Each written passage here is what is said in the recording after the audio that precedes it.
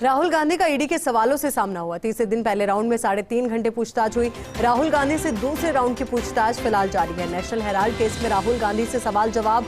राहुल से ईडी की पूछताछ पर सूत्रों से ये बड़ी खबर मिल रही है। एजेएल की बैलेंस शीट दिखाकर पूछा गया है सवाल। एजेएल को 90 करोड़ का लोन देने से जुड़ा सवाल पूछा गया है। राहुल के समर्थन में कांग्रेस मुख्यालय पर दिग्गजों का धरना। विरोध में ईडी दफ्तर के पास यूथ कांग्रेस का उग्र प्रदर्शन। यूथ कांग्रेस के कार्यकर्ताओं की पुलिस से भी झड़प हुई है। कांग्रेस ने बिना अनुमति प्रदर्शन किया, ये कहना है दिल्ली पुलिस का। तो वहीं कांग्रेस मुख्यालय में पुलिस एक्शन पर गरमाई राजनीति। आज देश भर के पीसीसी दफ्तर में कांग्रेस की प्रेस कॉन्फ्रेंस। कल देश भर के राजभवनों का घेराव करेगी कांग्रेस। 17 जून को सभी जिला मुख्यालयों पर प्रदर्शन होगा। तो लगातार ये पूरा मसला और पेशी पर पॉलिटिक्स लगातार जारी है। एक और तो ईडी दफ्तर में राहुल गांधी से सवाल जवाब का दौर जारी। तो वहीं सड़कों पर बवाल भी जारी है, क्योंकि बीजेपी के अलग दावे हैं, कांग्रेस पार्टी के अलग दावे हैं। बीजेपी लगातार यही कह रही है कि जब ईडी ने पूछताछ के लिए बुलाया है, केंद्रीय जांच एजेंसी है, तो उस पर विश्वास रखिए ना, पूछताछ से क्यों कतराना है। जाइए, जो सवाल पूछे गए उनके सही सही जवाब दे दीजिए, सब कुछ तय हो जाएगा कि कौन साफ है कौन गलत है। तो वहीं कांग्रेस पार्टी की ओर से कहा जा रहा है कि राहुल गांधी को टारगेट किया जा रहा है। विपक्ष की आवाज वो है, मोदी सरकार के खिलाफ वही एक वो चेहरा है जो मजबूती से अपनी बात रखते हैं, मुद्दों को उठाते हैं। तो ऐसे में उनको दबाने की कोशिश यहाँ पर की जा रही है। तो यही वजह कि जो तख्तियाँ आप कांग्रेस पार्टी के तमाम कार्यकर्ता लेकर निकलते हैं, उनमें भी साफ लिखा हुआ होता है कि सत्य झुकेगा नहीं, राहुल गांधी झुकेंगे नहीं। इस तरीके की तख्तियाँ लेकर कार्यकर्ता निकलते हैं। पर अब ऐसे में जब आज फिर से दूसरे राउंड की पूछताछ राहुल गांधी के साथ शुरू हो गई है, तो ऐसे में किस तरीके से वो जवाब देते हैं, ये भी देखना अपने आप में बेहद महत्वपूर्ण रहेगा। क्योंकि जानकार सूत्रों के हवाले से ये भी खबर सामने आई थी कि ईडी के द्वारा जो सवाल पूछे जा रहे हैं, उनका सही जवाब राहुल गांधी नहीं दे पा रहे, या कहें कि नपातुला सा जवाब वो दे रहे हैं। और ऐसे में कई करेक्शंस भी करवाए जा रहे हैं। तो यही वजह कि वक्त बहुत ज़्यादा लग रहा है।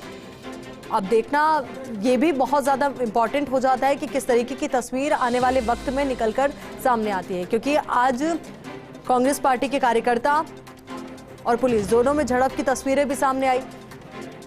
आज रणनीति में भी थोड़ा बदलाव किया गया। पिछले 2 दिन के ट्रेंड को हम देखें तो राहुल गांधी पहले एआईसीसी मुख्यालय पहुंचते थे, फिर उसके बाद ईडी दफ्तर वो पहुंचते थे। पर आज हमने देखा कि सुबह पहले महिला कार्यकर्ताएं सत्याग्रह मार्च के तौर पर एआईसीसी मुख्यालय से अचानक से बाहर निकलती है। फिर उस दौरान पुलिस के द्वारा उन्हें डिटेन कर लिया जाता है, हिरासत में लिया जाता है, और राहुल गांधी सीधे ही ईडी दफ्तर पहुंचते हैं। तो थोड़ा सा बदलाव जरूर रणनीति में, पर देखना ये महत्वपूर्ण क्या कुछ अहम रहने वाला है आज। दिल्ली में उमस भरी तेज गर्मी के बीच कांग्रेस का संघर्ष जारी है। एआईसीसी तक लोगों को पहुंचने नहीं दिया जा रहा। लगातार कांग्रेस के नेता सवाल उठा रहे हैं कि आखिर उनके ही राष्ट्रीय कार्यालय में वो क्यों ना पहुंचे। राजस्थान से धर्मेंद्र राठौड़, प्रसादी लाल मीणा और बीडी कल्ला यहाँ पहुंचे हैं। सर, बड़ी मशक्कत के बाद आप यहाँ पहुंचे, कैसे अब प्लानिंग है और क्या करेंगे? जिस तरह राहुल जी को और कांग्रेस को परेशान किया जा रहा है, वो निश्चित रूप से एक तानाशाही रवैया है। और निश्चित रूप से मोदी जी की सरकार का टारगेट राहुल गांधी ही है। क्योंकि कोई बोल नहीं रहा देश में राहुल गांधी जी के अलावा, कोई भी इनके खिलाफ किसी कमजोरी को नहीं बोल रहा। चाहे राफेल का घोटाला हो, चाहे दूसरी चीज़ें हो, राहुल जी ने बोला और उन्होंने कहा है चिंतन शिविर उदयपुर में, मैं पाक साफ हूँ, किसी से डरने वाला नहीं, ना मैं डरा हूँ ना डरूंगा।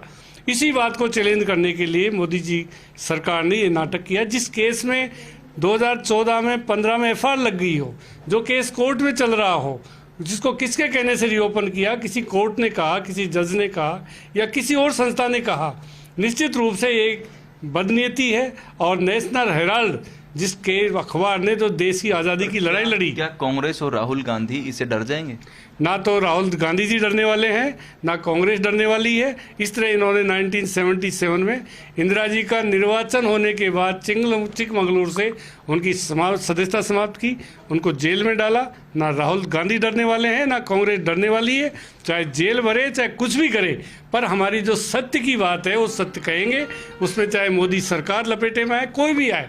राहुल जी जो कह रहे हैं राफेल का इतना बड़ा घोटाला हुआ, निश्चित रूप से राहुल जी कहेंगे। और कोई देश में कोई भी पार्टी का लीडर आज बोल नहीं रहा है। अगर इस तरह लोकतंत्र की आवाज़ को दबाएंगे तो निश्चित रूप से ये लोकतंत्र के लिए घातक है। और राहुल गांधी को जिस तरह परेशान किया जा रहा है लगातार 3 दिन तक, ये तो निश्चित रूप से देश की जनता इसको देख रही है और इसके नतीजे इनको भुगतने पड़ेंगे। जैसे 1977 में जनता पार्टी को भुगतने पड़े, उसी तरह मोदी जी को भुगतने पड़े। जैसे मुख्यमंत्री जी भी कह रहे हैं कि पूरे देश में कि भाई राहुल ने लंदन में कहा कि केरोसिन छिड़क दिया और अब पूरा हिंदू मुस्लिम का मामला है और हिंदू तो हम भी हैं। राहुल जी ने स्वयं ने कहा था, मैं गर्व से कहता हूँ मैं हिंदू हूँ। हिंदू में हिंदूवादी में फ़र्क है। हिंदू वो है जो अहिंसा में विश्वास रखता है, जो सत्य में विश्वास रखता है, और हिंदूवादी वो है जो हिंदू के नाम पर हिंसा करते हैं। इसलिए राहुल जी अपनी जगह बहुत सही हैं और उन्होंने चिंतन शिविर में ठीक कहा था कि मैं पाक साफ हूँ और मैं सत्य के लिए लड़ रहा हूँ, मैं किसी से नहीं डरता हूँ। इसके लिए उनको परेशान करने के लिए जो 7 साल पहले मामला एक तरीके से उसका निस्तारण हो चुका था, उसको रीओपन करके जिस तरह से ईडी के माध्यम से उनको परेशान किया जा रहा है, पूरे देश की जनता उसकी निंदा करती है और हम सब लोग राहुल गांधी जी के साथ हैं। मुझे याद है 1979 के दिसंबर में इंदिरा जी को चिकमंगलूर से जीतने के बाद सदस्यता से अपदस्थ कर दिया था, तो हम सब लोग हजारों लोगों के साथ, सैकड़ों लोगों के साथ जेल गए थे और पूरे देश में लाखों लोगों ने जेलें भर दी। मोदी जी, आप इस मामले में सचेत रहें कि कांग्रेस पार्टी है जिसने अंग्रेज़ों को भगा दिया और यह पार्टी ऐसी पार्टी है जिसने तीरी गुलामी का मुकाबला किया, लेकिन इसके बावजूद हम कभी भी किसी भी प्रकार से कमज़ोर नहीं थे। यहाँ जब कांग्रेस के कार्यकर्ताओं को या नेता को AICC कार्यालय में नहीं आने दिया जा रहा, तो 2 जगह आपके पास भी राज्य है, वहाँ भी भाजपा के ऑफिस हैं। आज भी जिस तरह कांग्रेस के नेताओं ने बयान दिया कि वहाँ भी तो ऑफिस हैं, क्या प्रतिक्रिया होगी? देखिए, हम लोकतांत्रिक लोग हैं। ये जो कदम बीजेपी की गवर्नमेंट ने यहाँ पे दिल्ली में उठा रखा है कि कांग्रेस कार्यालय, जो हमारा एक तरह से प्रमुख कार्यालय है, वहाँ पर भी हमको नहीं आने दिया जा रहा है, ये अच्छी बात नहीं है। इसका देश में गलत संदेश जा रहा है कि अघोषित इमरजेंसी है और इस इमरजेंसी का नुकसान बीजेपी को होने वाला है, हमको नहीं होने वाला है। हमको अपने ऑफिस में नहीं आने देना, हमको हमारे कार्यालयों में नहीं जाने देना। मैं समझता हूँ कि ये बहुत अच्छी बात नहीं है और इसके घातक परिणाम बीजेपी को भुगतने पड़ेंगे। बीजेपी भुगतेगी। हमारे साथ RTDC के चेयरमैन धर्मेंद्र राठौड़ भी हैं। सर, चिकमंगलूर की बात जो है, जब जीत के इंदिरा गांधी आई और उसके बाद लगातार मुख्यमंत्री इस बात को कह रहे हैं, क्या कांग्रेस के सामने वैसी हालत है? क्या दोबारा से वैसी जेल भरनी पड़ेंगी और क्या तैयार है कांग्रेस? विनाश काले विपरीत बुद्धि। भगवान राम की धर्मपत्नी माता सीता का जो हरण किया रावण ने, इसीलिए किया कि उन पे विनाश छा गया था और भगवान श्री राम ने फिर रावण का जो मृत्यु का द्वार भगवान राम के द्वारा ही हुआ। ऐसे ही आप हिटलर की जीवनी पढ़ोगे, उन्होंने भी तानाशाही किस लेवल पे जर्मनी में की और हिटलर का क्या हश्र हुआ, ये आपको पता है। इंदिरा जी की भी आपको पता है कि किस ढंग से उनको चुनाव जीतने के बाद में उनकी सदस्यता समाप्त की और उसके बाद में कितनी तेजी से और कितने भारी बहुमत से इंदिरा गांधी वापस जीत के आई। जब भी तानाशाही, हिटलरशाही हुई है, ये भारत देश है, ये लोकतंत्र को पसंद करने वाला देश है। कांग्रेस पार्टी है, लोकतंत्र लाने वाली पार्टी है। कांग्रेस पार्टी है, संविधान को अपना गीता, कुरान, बाइबल समझ के संविधान की इबादत करती है, संविधान की पूजा करती है। मोदी सरकार पूरी तरह से संविधान की धज्जियां उड़ा रही है, डेमोक्रेसी को ख़त्म करना चाह रही है। राहुल गांधी एकमात्र देश में ऐसे नेता हैं जो मोदी जी की और मोदी जी की सरकार की और RSS के जो खिलाफ हैं फैसले, उनको एक्सपोज कर रहे हैं। एक्सपोज करने के कारण, उनके खिलाफ बोलने के कारण, क्योंकि आपको पता है पूरा केंद्रीय मंत्रिमंडल पूरा चुप है। बीजेपी के और NDA के सारे सांसद चुप हैं। हमारे राजस्थान से 24 MP हैं बीजेपी के, एक इनके सहयोगी दल के। 25 के 25 MP, किसी MP की, किसी केंद्रीय मंत्री की हिम्मत नहीं है कि मोदी जी से सवाल जवाब कर ले। पूरा मीडिया दहशत में है, डरा हुआ है, कोई सवाल जवाब कर ले। मतलब मोदी जी कभी आके प्रेस कॉन्फ्रेंस आज तक नहीं की है। मोदी जी ने 8 साल में जनता को ये हिसाब नहीं दिया है कि जो वादे करके हम आए थे सरकार में, रोजगार के लिए हमने ये किया, महंगाई कम करने के लिए हमने ये किया। किसान ने 1 साल से ज़्यादा आंदोलन किया और वापस उस आंदोलन को दबाने के लिए कील ठोक दिए, मुकदमे लगा दिए, उनको राष्ट्रद्रोही बताने की कोशिश की, लेकिन अल्टीमेट सत्य की जीत हुई। इनको काले कानून जो कृषि के खिलाफ लाए थे वो वापस लेने पड़े। इसी ढंग से राहुल गांधी खुल के बोलते हैं, पार्लियामेंट के अंदर, पार्लियामेंट के बाहर। राहुल गांधी इनकी आंख की किरकिरी बने हुए हैं। ये सारे हथियार इनकम टैक्स, ईडी, सीबीआई का ये प्रयोग कर रहे हैं। ये इनके एक तरह से कठपुतली बने हुए हैं और उनके द्वारा यूज करके ये डराना चाहते हैं देश की जनता को, या जो इनके खिलाफ बोलते हैं उनको। लेकिन राहुल गांधी न डरेंगे, राहुल गांधी न झुकेंगे और राहुल गांधी नहीं दबेंगे। और कांग्रेस पार्टी का कोई कार्यकर्ता न डरेगा, न झुकेगा, न बिकेगा। जब अंग्रेजों से नहीं डरे, अंग्रेजों ने क्या क्या जुल्म किए होंगे, अंग्रेजों से नहीं डरे तो मोदी जी से क्या डरेंगे? ये तो खुद डरपोक लोग हैं। ये बहुत ही मतलब छुप के वार करने वाले लोग हैं। राहुल गांधी को ईडी के समक्ष बुला के 3-3 घंटे ट्रायल हो रही है। ये देश जानना चाहता है। बहुत शर्म की बात है, बहुत लज्जा की बात है। ये बेशर्म लोग हैं, इनको शर्म नहीं आती है। किस मुंह से देश, ये पूरा तमाशा देश देख रहा है। कांग्रेस का दफ्तर है, हर पार्टी का दफ्तर उसका मंदिर होता है। दफ्तर में आने से रोकना, ये तो पूरी तरह से डेमोक्रेसी की हत्या है। लेकिन एक नई आज़ादी के लिए राहुल गांधी के नेतृत्व में कांग्रेस ही नहीं, पूरा विपक्ष।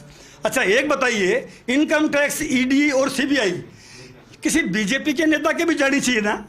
ये सारे के सारे धुले हुए हैं क्या? कांग्रेस और विपक्ष के नेताओं को चुन चुन के निशाना बना रहे हैं। अगर मान लो इनकम टैक्स में, ईडी में, सीबीआई में अपराधी को पकड़े, कोई बात नहीं।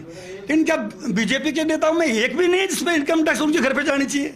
बीजेपी का नेता एक भी नहीं जिसके ईडी जानी चाहिए, जिसके सीबीआई जानी चाहिए। राहुल गांधी देश का पसंदीदा नेता है, राहुल गांधी ईमानदार नेता है, राहुल गांधी डेमोक्रेसी का रखवाला है, राहुल गांधी संविधान को गीता, कुरान, बाइबल मान के उसकी इबादत करने वाला आदमी है। राहुल गांधी देश का सच्चा सिपाही है। वो न डरेगा, न झुकेगा, न दबेगा।